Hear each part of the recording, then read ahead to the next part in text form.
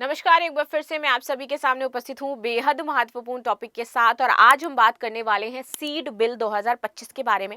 बिल्कुल सही सुना आपने, बीजों को लेकर के बिल लाया गया है संसद में और कहा जा रहा है कि अब जो भी बीज हैं उनको क्यूआर स्कैन करके उनकी गुणवत्ता के बारे में जानकारी मिलने वाली है। तो चलिए इसी के बारे में बातचीत कर लेते हैं। इससे फार्मर्स को कितना ज्यादा फायदा होगा, क्यों ये कदम सरकार ने उठाया है और इस बिल में क्या क्या महत्वपूर्ण बातें शामिल की गई हैं। मेरा नाम है प्राची मिश्रा और आप सभी का बहुत बहुत स्वागत है संस्कृति आईएएस पर। वीडियो अंत तक जरूर देखिएगा, बहुत इंपॉर्टेंट चीजें मैंने इसमें कवर करी हैं। तो हाल ही में केंद्र सरकार 1966 के पुराने बीज कानून में संशोधन कर रही है। 1966 का कानून बदला जा रहा है भाई, और इसके बाद अब सीड बिल 2025 आने वाला है। चलिए बात कर लेते हैं इस बिल के बारे में। तो इसका मुख्य उद्देश्य है किसानों को असली और गुणवत्तापूर्ण बीज उपलब्ध करवाना, क्योंकि बीज अगर बेहतर होगा तभी अच्छी फसल होगी और फसल अच्छी होगी तभी किसानों को लाभ मिलेगा। भारत में किसानों की स्थिति क्या है ये आप बहुत बेहतर तरीके से जानते हैं। खैर, नकली बीजों को बाजार में आने से इससे हम रोक सकते हैं। साथ ही साथ ये बिल आगामी बजट सत्र में पेश किया जा सकता है। सीड बिल 2025 किसानों, विशेषज्ञों, संबंधित संस्थानों से विचार विमर्श के बाद तैयार किया जा रहा है और इसके अंतर्गत बीज की पहचान, गुणवत्ता और वितरण प्रणाली को पारदर्शी और वैज्ञानिक बनाने पर जोर दिया गया है। किसानों को होगी असली बीज की पहचान, लेकिन किसानों को आपको दक्ष भी तो करना पड़ेगा ना विद टेक्नोलॉजी। अगर आप इस बिल में टेक्नोलॉजी को ऐड कर रहे हो, then you have to provide them phones और further information regarding this.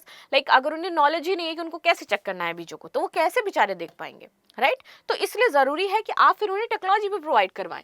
QR code और बार कोड, सभी बीज पैकेट पर क्यूआर कोड और बार कोड अनिवार्य होगा। ऑनलाइन पोर्टल, सरकार एक ऑनलाइन पोर्टल बनाएगी जहां किसान क्यूआर कोड स्कैन कर पाएंगे और पहचान पाएंगे बीज असली है या फिर नकली है। अच्छा, ये कॉन्सेप्ट बहुत अच्छा है। आपको ये कॉन्सेप्ट कैसे लगा ये जरूर बताइएगा। किसान बीज की कंपनी, एक्सपायरी डेट और अन्य वितरण इसी पोर्टल पर मिलेंगे और इससे बीज बाजार में पारदर्शिता भी आएगी, प्लस जो किसान है उनकी विश्वसनीयता बढ़ जाएगी इस पर। साथ ही साथ गुणवत्ता जांच, value of cultivation and use की अगर बात करें तो बीज को बाजार में लाने से पहले सख्त गुणवत्ता जांच, इससे अब गुजरना पड़ेगा। और अगर इससे नहीं गुजरेंगे तो जैसे ही क्यूआर कोड स्कैन किया जाएगा तो पता चल जाएगा कि ये बीज अच्छा नहीं है, तो कोई परचेस नहीं करेगा, उसकी मार्केट डाउन होगी एंड धीरे धीरे कंपनी भी बंद हो सकती है। तो अब क्या करेंगे, जो कंपनी ओनर है कि भैया उनका बीज खरीदा जाए, इसलिए उसकी गुणवत्ता का ध्यान रखेंगे, राइट? वीसीयू का अर्थ है कि बीज को खेत में उचित उपज देने से योग्य साबित करना। केवल उन्हीं बीजों को बिक्री की अनुमति मिलेगी जो तकनीकी मानकों पर खरे उतरेंगे। किसानों के अधिकार, अब इसमें किसानों के अधिकार के बारे में बात की गई है कि भाई किसान अपने खेत में बीज बचा सकते हैं और दोबारा बो भी सकते हैं।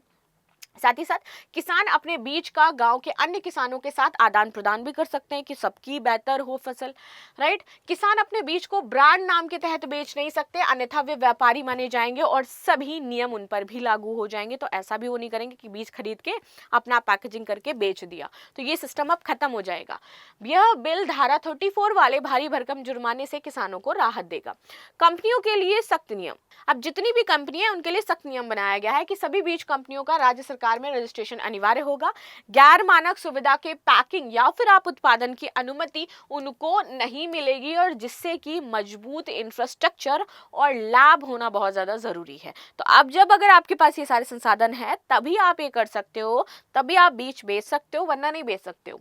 कंपनियों को मल्टी लोकेशन ट्रायल करना होगा, यानी कि बीज को अलग अलग इलाकों में मौसम में परखना होगा कि वो वहां पे भी उतना ही बेहतर काम कर रहे हैं जितना अन्य इलाके में कर रहे हैं। अगर अन्य इलाकों में बेहतर काम नहीं कर रहे होंगे तो फिर उनको अपने बीजों की गुणवत्ता में सुधार करना होगा। कंपनियों को अपने स्टॉक, बिक्री और एक्सपायरी डेट से जुड़ा डाटा पोर्टल पर शेयर ही करना होगा, और सभी डीलर और डिस्ट्रीब्यूटर भी सरकारी रजिस्ट्रेशन के अंतर्गत ही होंगे। सीड बिल का महत्व क्या है? पारदर्शिता बढ़ेगी, सुरक्षा मानक यहाँ पर तय किए जाएंगे, सुरक्षित बीज होंगे, नकली बीजों पर रोक लग जाएगी, और साथ ही साथ कृषि उत्पादकता तथा किसानों की आय बढ़ जाएगी। इससे तकनीकी, यानी कि किसानों में जो तकनीकी दृष्टिकोण है उसका बढ़ावा होना बहुत ज्यादा जरूरी था, जो कि इससे बढ़ भी जाएगा, और बीज उद्योग में नियमन और जवाबदेहिता सुनिश्चित होगी। भारत में बीज विनियमन का अगर इतिहास देखा जाए उसकी अगर हम बात करें तो भारत में कृषि आधारित अर्थव्यवस्था को ध्यान में रखते हुए बीज की गुणवत्ता और उपलब्धता सुनिश्चित करने के लिए समय समय पर हमने कई नीतियां बनाई हैं, हमने बहुत सारे अधिनियम भी बनाए हैं जिसमें ये रहता था कि उच्च गुणवत्ता वाले बीज मिलें, किसानों को ज़्यादा से ज़्यादा लाभ हो। लेकिन बीच में धोखाधड़ी बहुत होती थी, इनको उसको रोकने के लिए हमारे पास कुछ पुख्ता चीज़ें नहीं थी और पारदर्शिता भी नहीं हो पा रही थी। तो उसको देखते हुए अब इसमें सुधार किया जाएगा। बीज अधिनियम 1966 जिसको रिप्लेस करके हमारा 2025 आएगा, उसकी अगर हम बात करें तो भारत में बीज गुणवत्ता विनियमन के लिए पहला व्यापक कानून बनाया जा रहा है। ठीक है, इसका मुख्य उद्देश्य था कि अधिसूचित बीजों के लिए गुणवत्ता मानक हम बनाएंगे, बीजों का परीक्षण करेंगे, प्रमाणन, लेबलिंग सब कुछ किया जाएगा। केंद्रीय बीज समिति और केंद्रीय बीज प्रयोगशाला की स्थापना होगी तथा इस अधिनियम में बीज क्षेत्र में वैज्ञानिक प्रतिबंधन की नींव रखी जाएगी।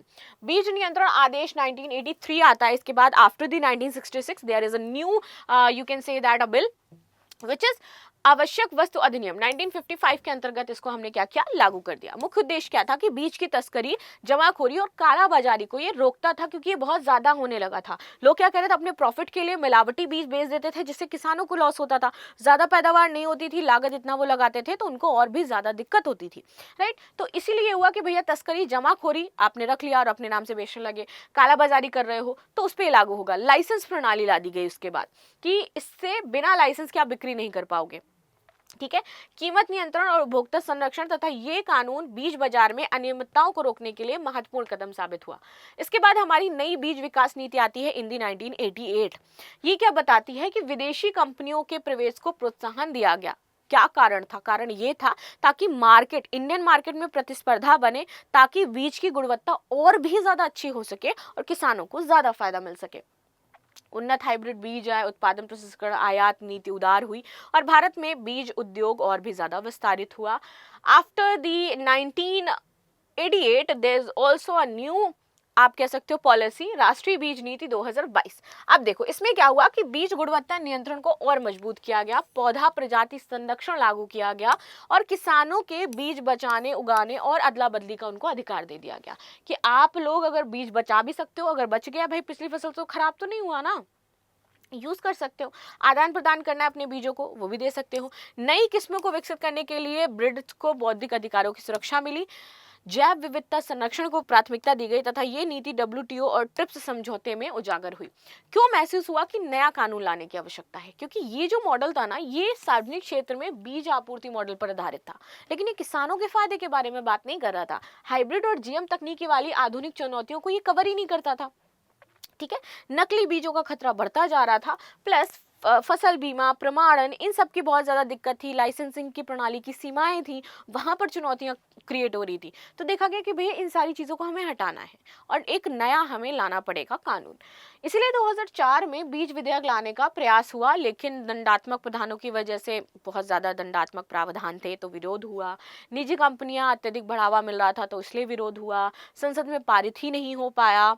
फिर उसके बाद 2019 में वापस से मसौदा तैयार किया गया और 2004 में कमियों को दूर करने का प्रयास किया गया। 2019 में जो मसौदा तैयार हुआ था। ठीक है, अब इसके बाद क्या हुआ, 1989 की अगर हम तुलना करें 1996 से, तो आप देखोगे बहुत सारी महत्वपूर्ण चीज़ें यहाँ पर आपको टेबल में दिखाई देंगी। कानूनी आधार की अगर हम बात करें 1966 के, तो स्वयं का अधिनियम हो गया, ये पार्लियामेंट एक्ट। सीट्स की अगर बात करें वाला कंट्रोल 1983, तो आवश्यक वस्तु अधिनियम ये कहलाया। बीजों के वितरण को लेकर के ज़्यादा आज़ादी दे दी गई, लाइसेंसिंग को लेकर के ज़्यादा आज़ादी मिली, अधिसूचित फसलों के बीज और सभी प्रकार के बीजों में लागू हो गया ये। केंद्रीय बीज, केंद्रीय राज्य बीज प्रयोगशालाएं, तो राज्य स्तरीय लाइसेंस प्राधिकरण ये ले आए कि सेंट्रल से नहीं चाहिए, राज्य से ही ले सकते हो आप। तो इस तरीके के बहुत सारे बड़े सुधार किए गए जिससे इसका मार्केट बन सके, जिससे इनको लाभ मिल सके। तो इसीलिए अब हमारा सीड बिल 2025 लाया जा रहा है। इसके उद्देश्य क्या है, ये 4 ऑप्शन दिए हैं और आपको कमेंट में इसका आंसर देना है। सो मिलते हैं नेक्स्ट क्लास में, तब तक के लिए धन्यवाद। लाइक, शेयर, सब्सक्राइब करना बिल्कुल भी ना भूलें and thank you so much. If there is any question then please let me in the comment section. Again, thanks.